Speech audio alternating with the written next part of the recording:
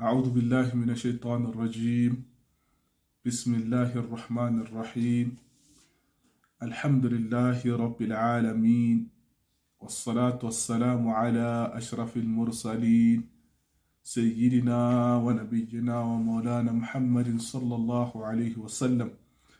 اللهم صل على سيدنا محمد الفاتح لما أغلق والخاتم لما سبق ناصر الحق بالحق والهادي إلى صراطك المستقيم وعلى آله حق قدره ومقداره العظيم.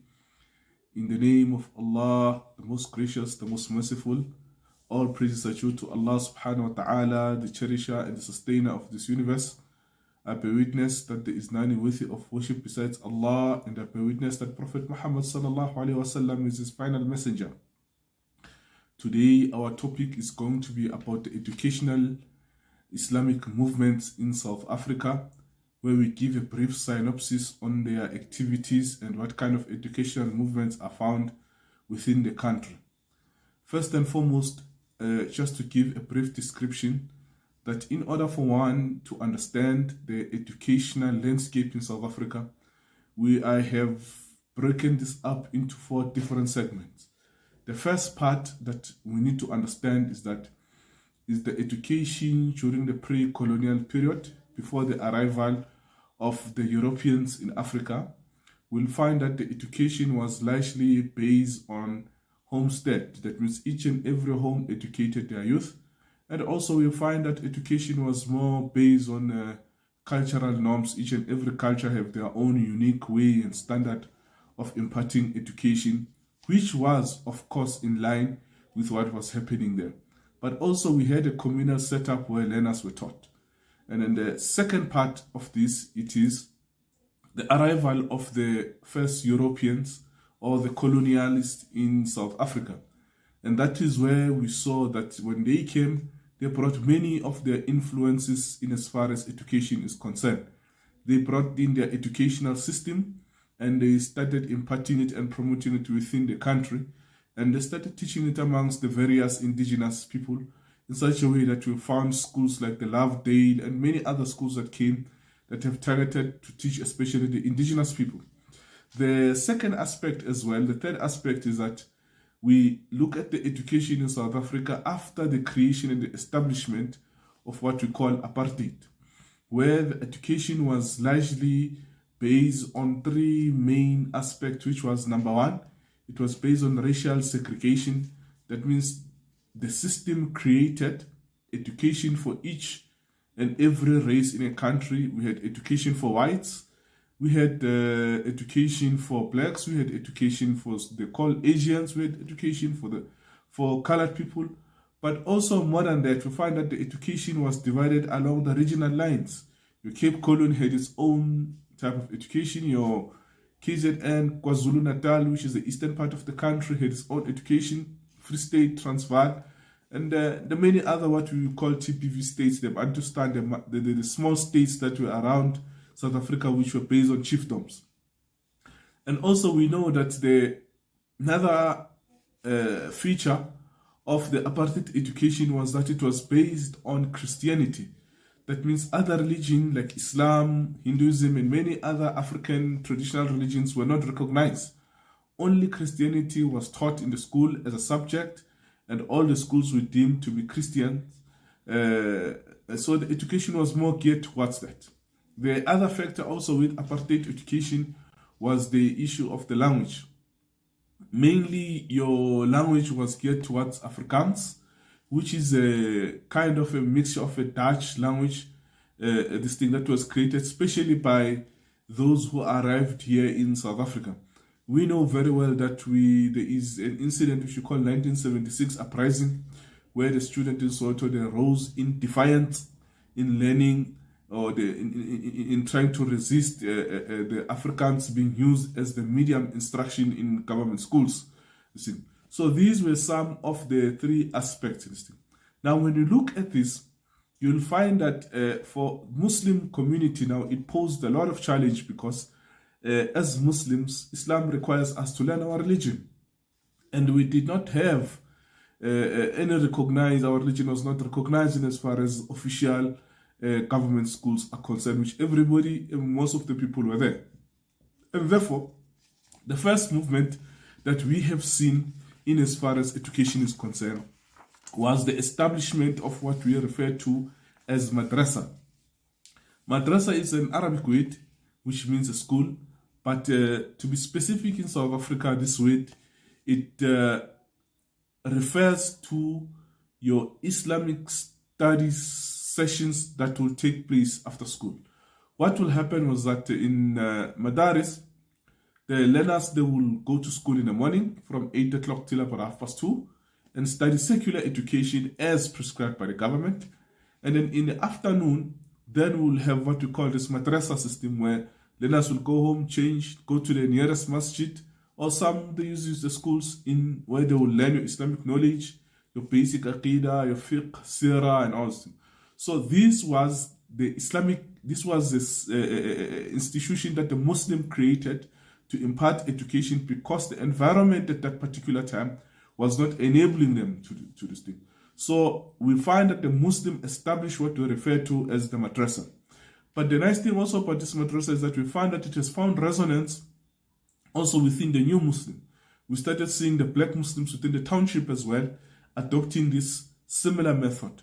So much so that many of the townships had this madrasa, and it eventually became a main tool to spread Islam in various township and rural areas in South Africa. For instance, now in Soweto, we had a Soweto Muslim Association that started, before even building a mosque, a very big madrasa under the stewardship of Said Ali. When we go to the area of Pretoria and Winterveld, we have Abba Zainab, who established a very good system of madrasa that is running up to today. For many years, it's been imparting Islamic knowledge to the indigenous children around the area, which was referred to as Winterveld Madrasa.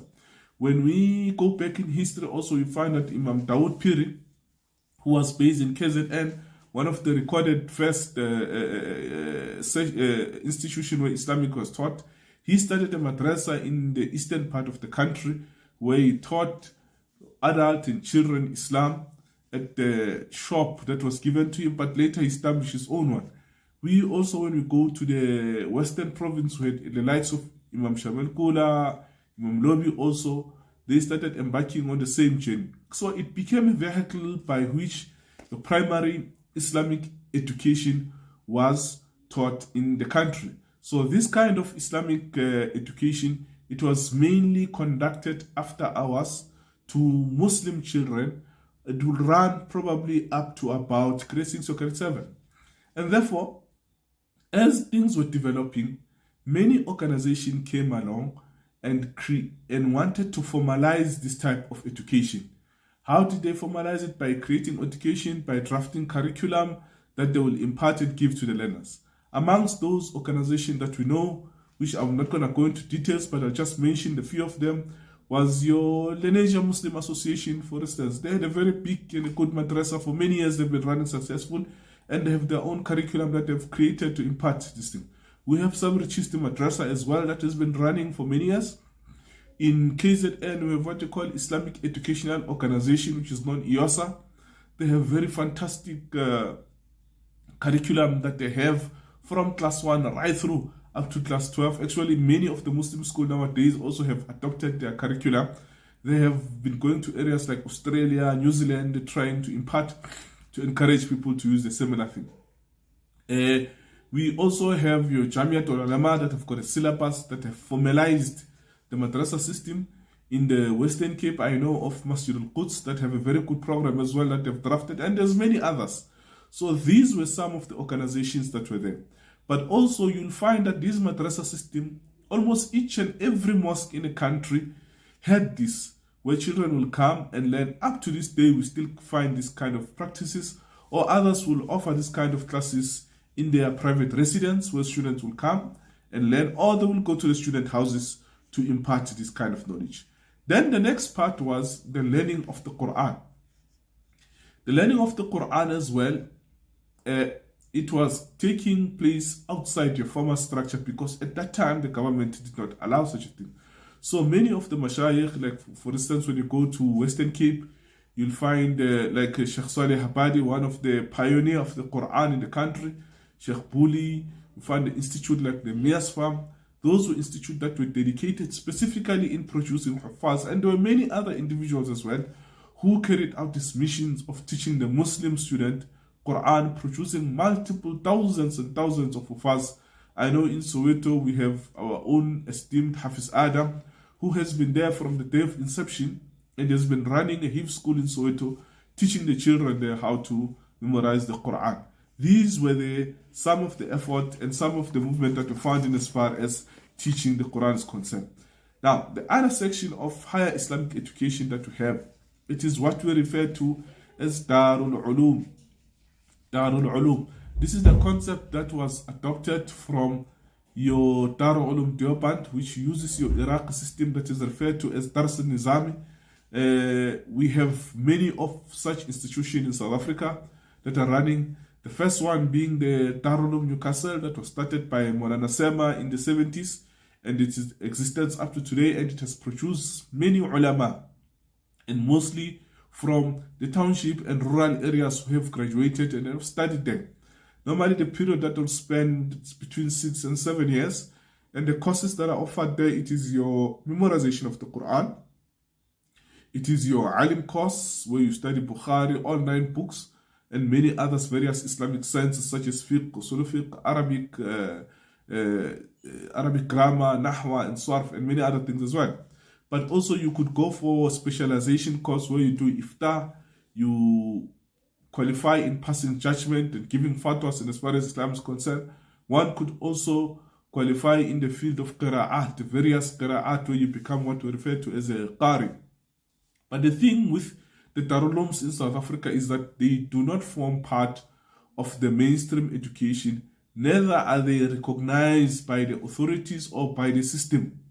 So they operate independently. The students, they study there, but they are not graded as other educational institutions in the country that offer various education.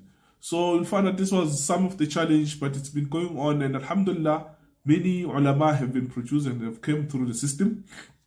Moving to another aspect also, we have what we call Muslim schools.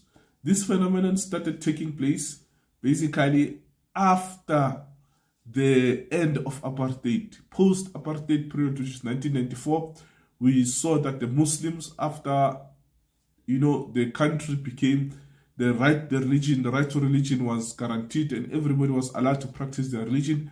Muslims established Muslim school solely to impart Islamic knowledge to the learners, but also at the same time during your notional time between 8 and 2 or 8 and 3 as part of the school curriculum. Currently in South Africa, we have plus minus 68 Muslim schools spread across the country, with a vast majority found in Cape Town, Johannesburg, and Durban, but you still find in many other provinces. Wherever you will find a Muslim community, somehow you will be able to find a Muslim school there. Now, there is an umbrella body that caters, that takes care of the school. It is called the Association of Muslim School. It is the one that is responsible for looking and providing guidance, developing policies, and giving strategic and continuous training to various schools, both in secular and Islamic studies. So what differentiates Islamic school from other government schools is that in Islamic school, basically your Islamic studies are catered to within your normal time. As I explained earlier on that previously,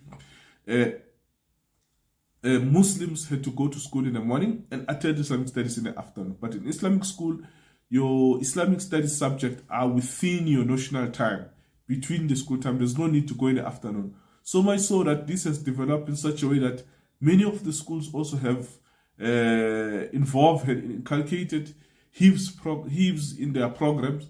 They offer Quranic memorization program as part of the whole school curriculum. And apart from that as well, we have various independent organizations that are running various small soft courses that are short.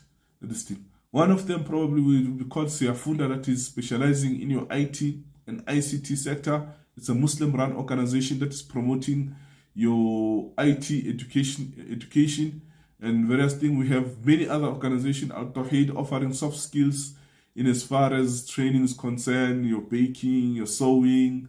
Al-Iman Foundation, I know as well, they have a similar thing. Over and above that, the Muslim community in South Africa have as well established what we call your Dawah Institute.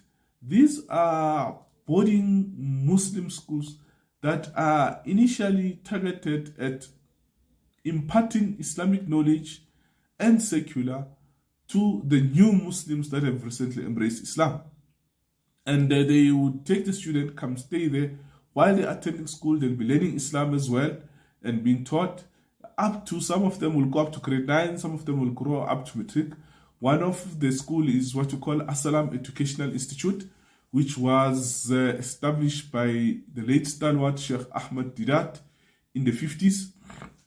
It's running up to today, and it is having various components within its system. There is a school that starts from grade 0 up to grade 12. There is an Islamic leadership program where new Muslims come and spend about 3 to 4 years studying Islam and well equipped. There is also a skills program where learners can learn various skills and trade like electrical engineering, mechanical engineering, office administration, and commerce or commercial related subject. The other institute is called Inchanga Islamic Institute. These are some of the oldest of these Dawah missionary schools, that Islamic missionary schools that we have in South Africa. It's called Inchanga, that has been running for many years. It's been established by the likes of Dr. Tutla. It is based also in KZN. We have, I know there are 2, and there are many others as well, but I know there is what we call Verlam Islamic Institute for girls.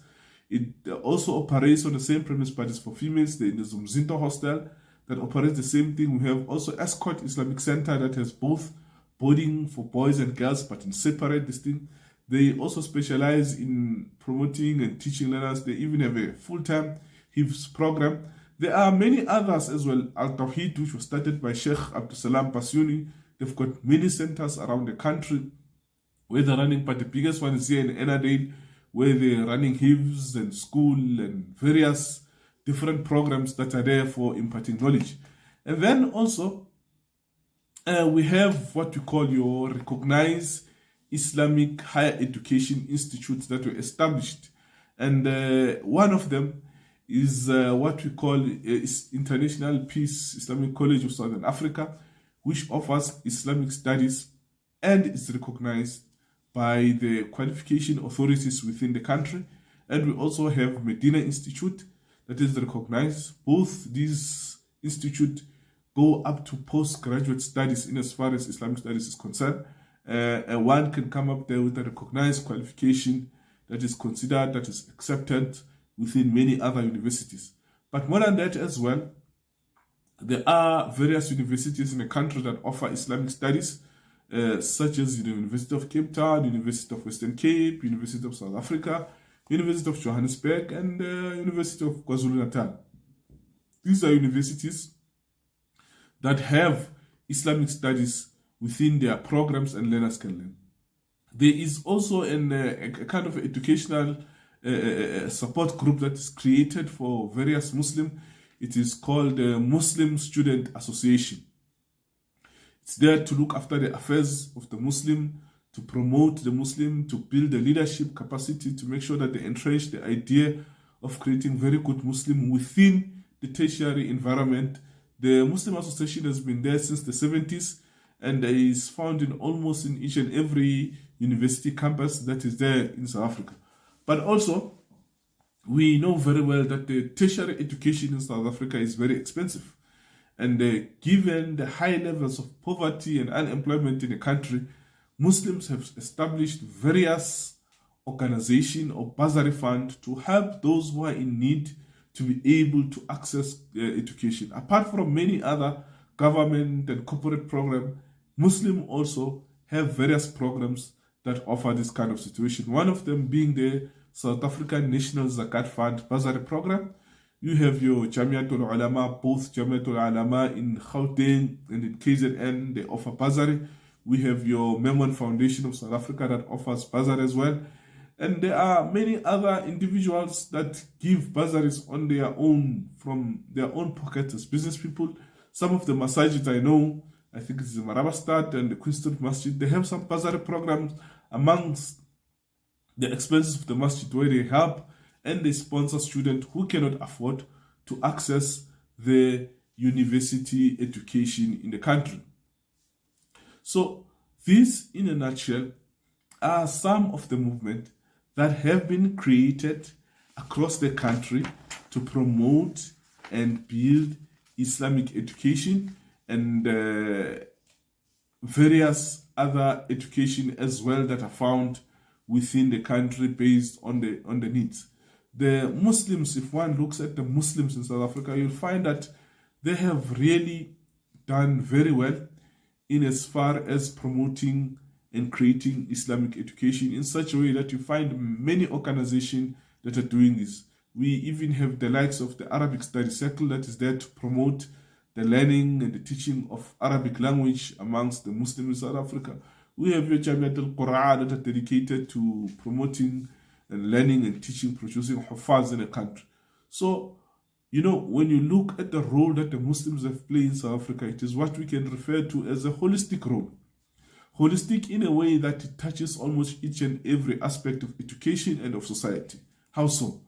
In a way that we don't only have Islamic schools, we have your madaris system, which are your primary education system. We have your high school, which are your Islamic schools. We have your higher education, Darul Ulum, that teaches your traditional way of learning Islam. We have your modern way as well, if you want to learn Islam via IBSA, Medina Institute, or various universities that is there. But also at the same time, Muslims have created a vehicle by which they promote education by helping those who are in need within the Muslim education to realize their educational dream, especially from the disadvantaged background and those who cannot afford the universities. But also the other part of holistic approach is that the educational establishment in the country can be accessed by almost everyone, both Muslims and non-Muslims. As I mentioned earlier on, that there are institutions that are geared towards the promotion of dawah activities in the country, catering specifically for new Muslims, teaching them Islam, but also making sure that educationally these kind of Muslims are empowered and they are able to stand up on their own 2 feet. And some of the schools, by the way, when the students finish the high school, they are sponsored to go carry on with their tertiary education. But also you'll find within the Muslim schools, almost each and every school has got what they call a Zakah program, where they help the indigent within the community, those who cannot afford to pay for private tuition, since the schools are not getting any funding from the government. The school fees seems to be a bit steep. So these institutions, they offer help to this kind of individuals, to this kind of student, so that also they can have the benefits of the Islamic school. And they have played a very significant role, and they are recognized as one of the best institutes in the country as well. So this is what I mean when I say the educational movement in South Africa within the Muslim community. It is very much comprehensive in a way that it touches each and every aspect of education. It is not only a one-sided that they focus only on academic and ignoring Islamic studies, or they focus on Islamic studies and ignoring the other part. Yes, there might be institutes that are specializing in various fields.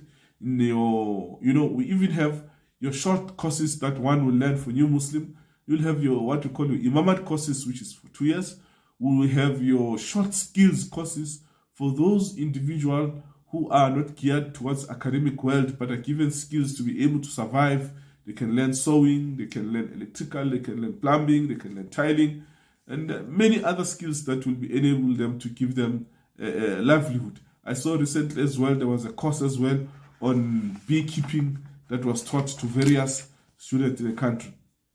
So this is a brief landscape of what education movement are all about in South Africa. There are many that I haven't mentioned that are playing a very important role in promoting education. There are many trusts as well that have been created in ensuring that they promote both Islamic and secular education, but also they promote your primary and your secondary schooling education in life. So this, in a nutshell, it is synopsis of how the educational Islamic landscape it is in South Africa. Actually, the Darul Uloom have reached a level whereby they're even attracting international students from different countries, Russia, Indonesia, Philippines, in our continent, beautiful continent of Africa. Many of the students are coming to study here and gain Islamic knowledge, not only in your traditional Islamic institute, but also in your main universities. وآخر الدعوان أن الحمد لله رب العالمين. شكرا. السلام عليكم ورحمة الله وبركاته.